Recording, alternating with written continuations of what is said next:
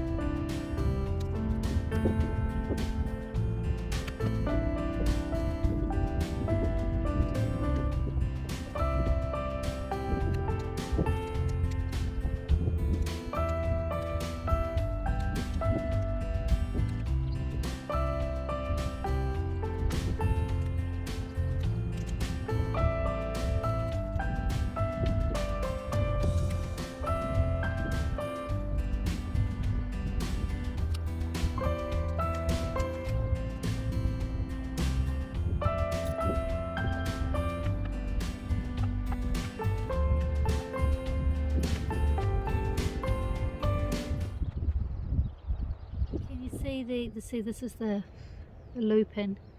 Can you see the rhizomes on these are the nitrogen fixing nodules on the lupin, which is one of the reasons it's beneficial to have in the garden. So it's a symbiotic relationship with a bacteria that fixes atmospheric nitrogen and makes it accessible to the plant. So there you go. Legumes, they're really good to grow in the garden, good for the soil. Okay, so today I'm planting my potatoes. It's the 4th of September, and historically for me that would seem a little bit early, but we don't get frosts here, so why not? And also I've seen a lot of chit chat online, which makes a lot of sense, in that by planting your potatoes early, you can actually attempt to defeat the tomato potato facillid, which is a nasty little beastie, and he spreads a bacterial disease when he sucks into your plants, and then your plants are like stuffed. So it's anything to defeat him is worth a shot. So what I'm doing today is planting my potatoes. I have 3 varieties going into my garden bed. These are all like long-term storage potatoes there.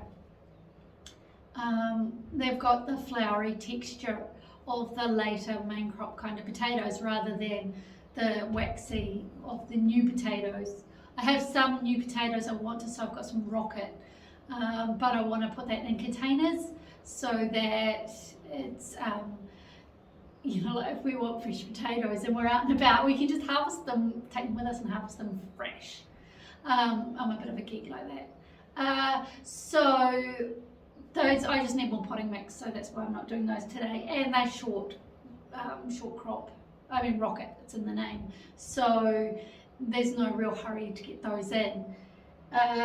These guys are, so what I have here is, these are Purple Heart. Now Purple Heart go from 80 to 90 days, and so, and they've got purple skins and purple on the inside, and they're loaded with antioxidants, and they are a flowery potato. The next one is Desiree, so it's got pink skin and a creamy interior, and once again flowery. This is 90 to 100 days, and then this one is my favourite. This is a Liam Hardy, which is got a white flesh and a yellow skin, and it's also flowery. Perfect for chips, makes great chips. And this is also 90 to 100 days. So 90 to 100 days, 90 to 100 days, 80 to 90. So I've looked up on the calendar, and 90 days from today is the 3rd of December, and 100 days is obviously 10 days later, the 13th of December. So these will be harvested before Christmas. That also possibly leaves me time to put in a second crop, although they will need to be protected from that dreaded tomato facility, because he will be out and about in force by the start of the new year. Also, what I wanted to say is the way I've prepared the bed isn't ideally the way I'd like to do it. Ideally, the cover crop should have been dug in weeks ago, with all the other goodies to allow it to break down and be part of the soil. But I've only just harvested it, and as you've seen before. And so what I'm going to do is add the goodies to the soil. I've done it before on the same day as planting, and I've had no problems. But ideally, the goodies should have been added earlier, like for the same incorporation reasons, give the micro community something to do. But what I've done with the cover crop, it was a lupin cover crop. I planted the lupin because the previous occupants of the bed last season was garlic followed by sweet corn, and they're both very hungry plants. So I'm going to give the soil a really good oomph, although there seems to be a lot of worms in there. And then I've chopped that cover crop up really small, and then I will use that as a mulch on top of the potatoes. So that will eventually work its way in over the course of the season while the spuds are growing. Less than ideal, but it is what it is. So yeah, so that's what I'm going to do today, is get these guys in the ground, and yeah, spuds. Right, let's do it.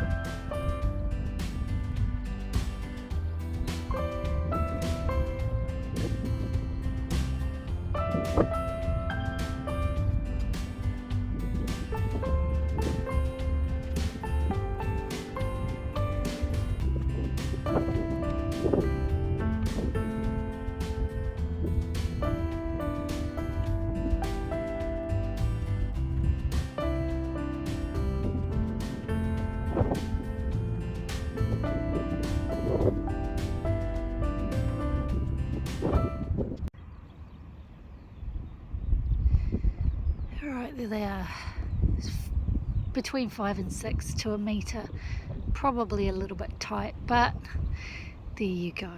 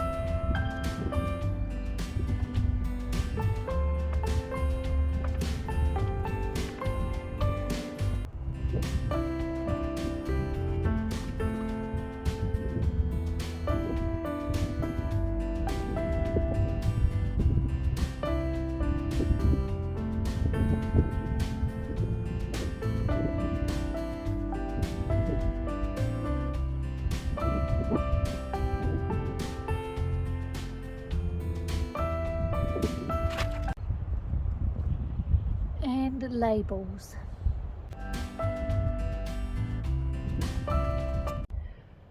Whew.